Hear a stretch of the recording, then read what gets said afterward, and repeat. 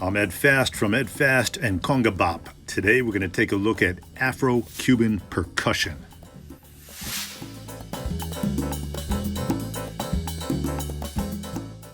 Music and drumming have brought me around the world. Russia, Africa, Cuba, Japan, and many other places. I've played on beautiful stages with my band Conga Bop, and I've been percussionist for Broadway shows across the country and in New York.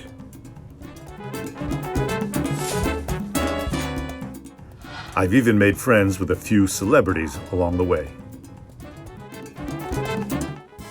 And music has brought many incredible people into my life, including amazing teachers like Alexander Lipak of the Hartford Symphony and legendary conguero Bill Fitch of Cal Jader's group from New Haven, Connecticut. There's nothing better than making great music with lifelong friends and colleagues and sharing the good vibes with community.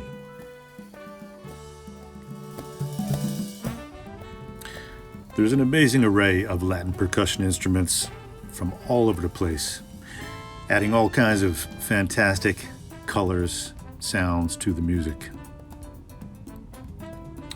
You've got congas, of course. Back there's a shekere, bongos up front, timbales in the back there.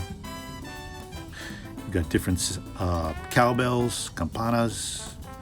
You've got maracas. Each one plays a vital role in creating the sound that we know as Latin music or Afro-Cuban music.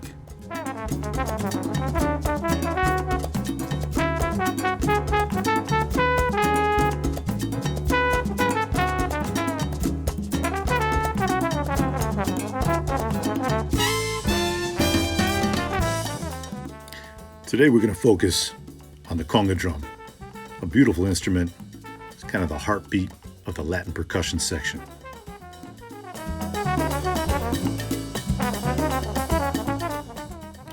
Originally, congas were made from wooden barrels. Later on, they were manufactured out of fiberglass as well.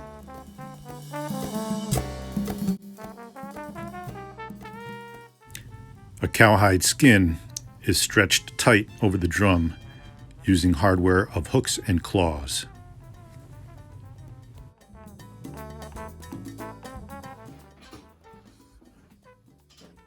So all of these drums are referred to as congas, but in fact, their real name is tumbadora, and each tumbadora has got a special name based on its size and its function. Each drum functions differently in traditional Afro-Cuban music and Afro-Cuban jazz. This drum here, small drum, is called a quinto. This is the conga, slightly larger. Over here we have a tumba, another tumba. This big drum is a super tumba. And right here, the smallest drum is the requinto, used for soloing and accents. If it's hard to tell the size of the drums by looking at it in the video, you can tell by the pitch what size they are. Here's the quinto, conga, tumba, another tumba tuned to a different pitch, and the super tumba here. The smallest drum right here, the requinto, has the highest pitch.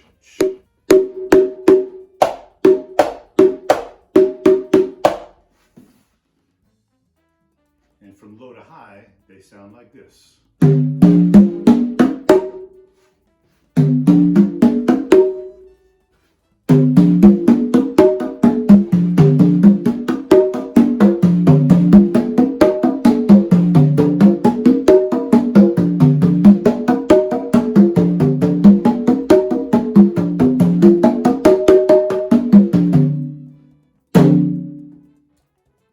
And you can use these different pitches to create patterns and grooves on the congas.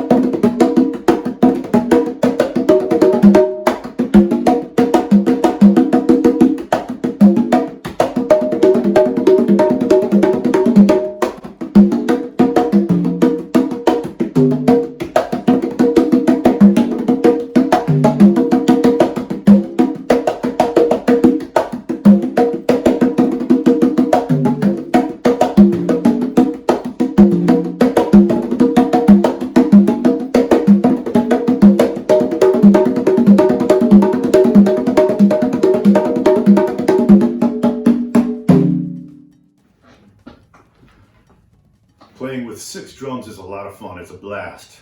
But what you need to know is you can get an infinite number of tones just from one conga drum. And there's a few basic, very important tones that are used to create patterns on one drum. I'm going to show you some of those tones now. First, you have the open tone. It's a nice, resonant, fundamental tone of the drum. Also, you have the bass tone. You get the bass tone by striking with the palm of your hand in the center of the drum. You'll pull out those deep tones from the conga. You also have the slap tone.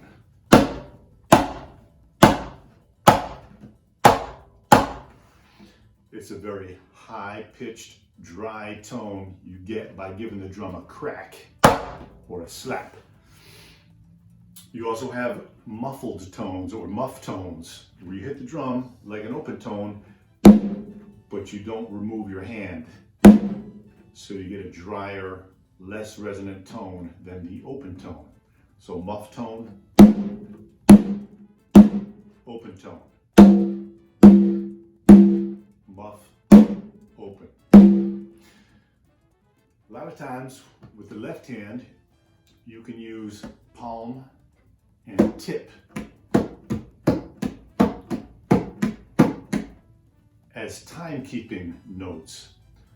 They're not as prominent as the other tones we discussed, but they're crucial in helping maintain a nice steady time and filling out the groove. So if we put those tones together one by one, we can build and construct a groove. We're going to start with the bass tone in the left hand on 1 and 3. 1, 2, 3, 4. 1, 2, 3, 4. 1, 2, 3, 4. Then we're going to add the slap tone on beat 2. 1, 2, 3, 4. 1, 2, 3, 4. 1, 2, 3, 4. 1, 2, 3, 4. On beat 4, we're going to add 2 open tones. 1,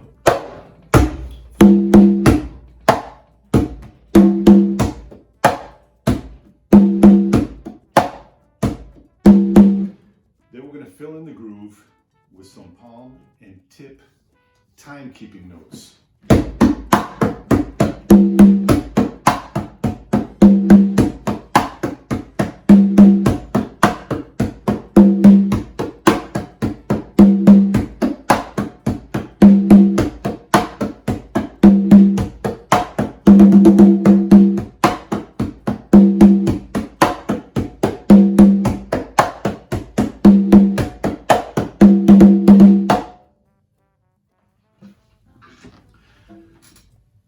Now, if you'd like to learn how to play congas, but you don't have a conga at the house, what you can do is what a lot of folks do when they don't have a drum. If you go to, say, New York, for example, or Washington, D.C., you may see guys on the street playing a bucket. And you can use this if you don't have a conga at the house. You may have one of these laying around, and you can practice your strokes for the conga on the bucket.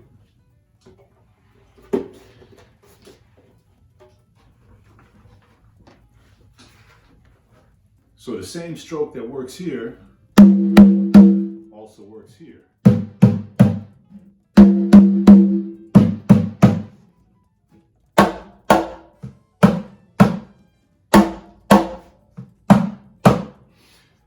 If you want to combine the strokes together to make a pattern, what works here also works here.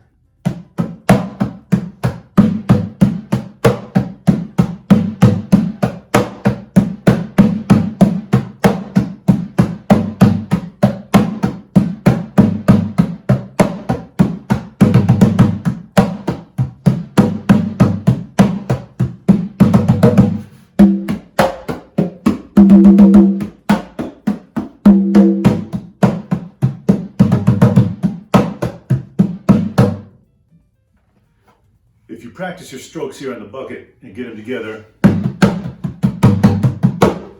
when you do get your hands on a conga and apply those same strokes to the conga, it's going to blow you away how great it sounds, and you'll be hooked. The best part about playing congas is playing with a live band or with a recording. So grab your bucket or a conga and play along with your favorite record.